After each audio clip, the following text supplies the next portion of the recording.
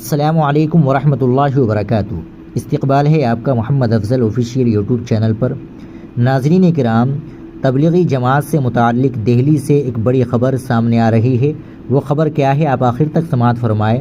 اگر آپ ہمارے چینل پر نئے ہو تو چینل کو بھی سبسکرائب کر لیجئے گا۔ ناظرین، مرکز نظام الدین کے سربراہ مولانا محمد سعد کاندھلوی اور دیگر پر دہلی میں کووڈ-19 پھیلانے کا الزام لگنے کے 5 سال بعد تحقیقات میں بڑا اپ ڈیٹ سامنے آیا ہے۔ رپورٹ کے مطابق دہلی پولیس کی کرائم برانچ کے موجودہ تفتیشی افسر نے اپنے سینئر افسران کو بتایا ہے کہ سعد کے لیپ ٹاپ سے برآمد تقریروں میں کچھ بھی قابل اعتراض نہیں پایا گیا۔ در حقیقت 31 مارچ سن 2020 کو حضرت نظام الدین تھانے میں درج شکایت کی بنیاد پر سعد اور دیگر کے خلاف غیر ارادی قتل سمیت کئی سنگین دفعات میں مقدمہ درج کیا گیا تھا۔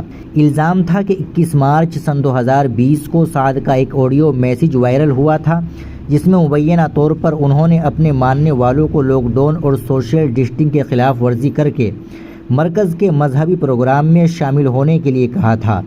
ہائی کورٹ نے تبلیغی جماعت پر درج 16 FIR منسوخ کی۔ کووڈ پھیلانے کا الزام تھا۔ رپورٹ کے مطابق موجودہ تفتیشی افسر نے پولیس ہیڈ کوارٹر کو بتایا ہے کہ سعد اب تک تحقیقات میں شامل نہیں ہوئے ہیں، تاہم ان کے لیپ ٹاپ اور دیگر electronic devices forensic science laboratory بھیجی گئی تھی۔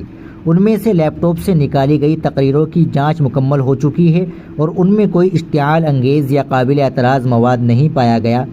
گزشتہ ماہ دہلی ہائی کورٹ نے بھی تبلیغی جماعت سے جڑے 70 ہندوستانیوں کے خلاف درج 16 FIR اور چارج شیٹ منسوخ کر دی تھی۔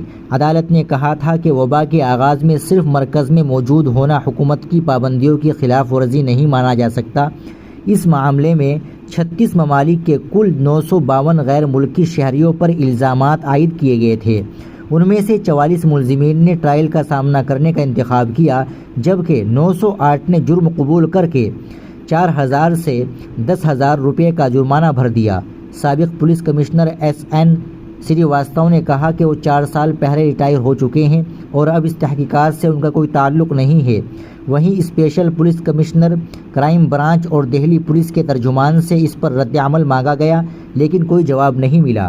ناظرین کرام، آپ اس خبر کے تعلق سے کیا کہیں گے کمنٹ باکس میں ضرور بتائیے گا۔ آپ ہمارے چینل کو بھی سبسکرائب کر لیجئے گا۔ ملتے ہیں انشاءاللہ اگلی ویڈیو کے ساتھ۔ السلام علیکم ورحمۃ اللہ وبرکاتہ۔